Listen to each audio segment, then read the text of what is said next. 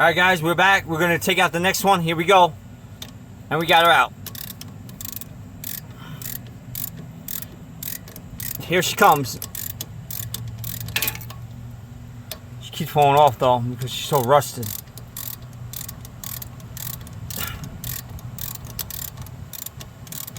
Guys, fixing cars is so satisfying.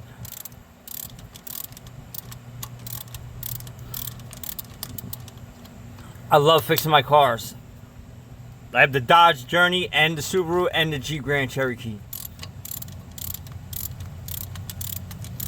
Alright, here we go guys, we got it. Alright guys, it's out. That's 2 bolts out. Remember, these are 13 millimeter. If you get stuck, you can put a wrench here and hold it in place with the nut to get it removed. I didn't have that problem. I took it off with a 13 millimeter with no problems. There it is, guys. This is sweet.